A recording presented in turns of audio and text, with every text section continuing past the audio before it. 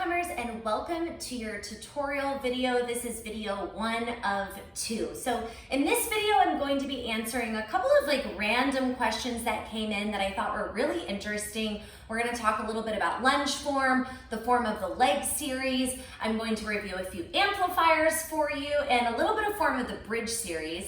In video 2, also found on this page, we are going to be covering the oblique series, lots of form tips there to help you out with your transitions and side planking, as well as an alternative for the bridge. So there are all kinds of things to review today. Pick what you need, take what you need, and let's get started. So how wide should your legs be in a lunge? This is a really great question. When I say how wide should your legs be in a lunge, here my legs are super narrow, right? And if I step my 2 feet open, that is a wider lunge. So where exactly should you land? Okay, so if you do have a Become mat, there is a center line that runs right down the middle, and I think that this will be a really good visual for you. If you don't have a Become mat, you can envision a line running down the center of your mat. Now, if you take your 2 feet and you try to do a Become lunge, whoa, that is hard. With both of your feet on that center line, it's going to be very difficult to balance. Why is that? Because we haven't given our body a really wide base. Meaning that if we were on a balance beam, right? You are basically on the tightrope if both of your feet are on that center line. And we don't want to make things this complicated, nor do we really want to close off the base of the body this much. So I think a great spot to go is to split the line with your feet. So my right foot is on the right side of the line, my left foot is on the left side of the line. Now I've widened my balance beam. You do have the option to go even wider. So if you have a Become mat, you could look more toward those outside lines that run down, and you could even take your feet that wide. So the lesson here is that a wider foot stance is going to give you a wider base, making it a little bit easier to balance. This may also be nice for anyone who has some belly that you feel like is getting in the way, right? Your wider legs will give it some space. You can bring your feet in for a closer stance, but you want to make sure that they still have some separation. You do not want to bring your feet all the way in where they are landing on this little narrow tightrope.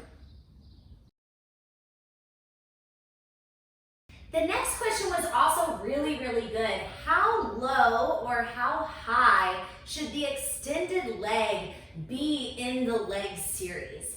Great question. So I'm going to give you 2 pointers here.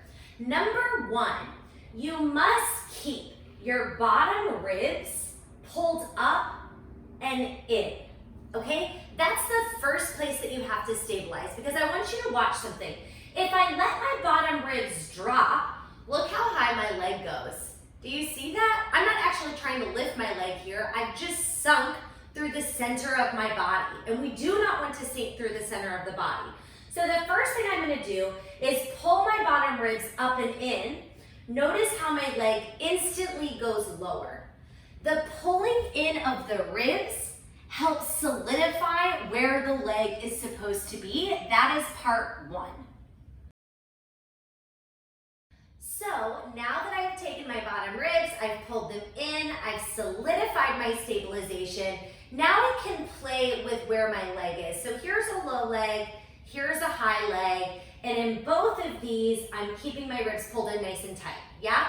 Okay, it's going to be up to you how low or high the leg is. One is not right or wrong. So typically a lower leg is going to make it a little bit easier not to sink in to your standing hip. If that is a struggle for you, or you feel like you're really leaning over to the standing side, then definitely sweep the leg closer to the floor. You'll still get all the benefits. If you feel like you're good on that stabilization, you're not sinking into the hip, and you want to take it up a little bit higher, be my guest. See if you can get the leg higher as you extend.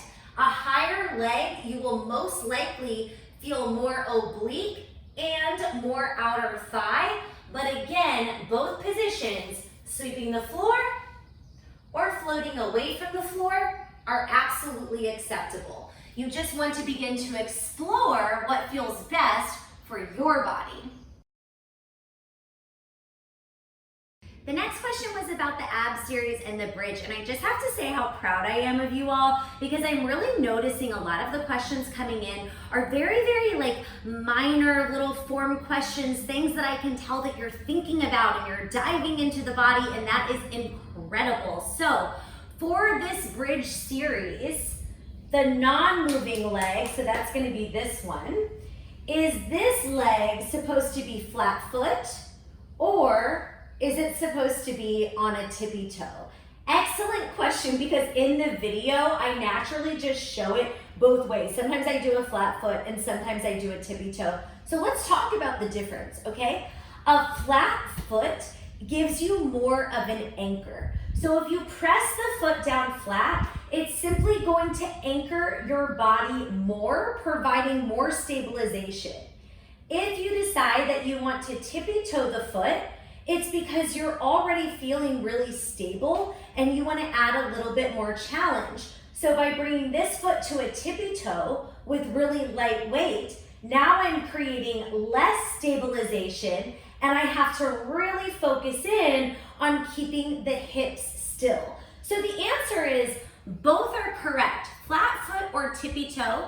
Flat foot, more stabilized, more anchored to the floor. Tippy toe, little less stabilized, little less anchoring. It's gonna force you to use more of those deep, deep core muscles.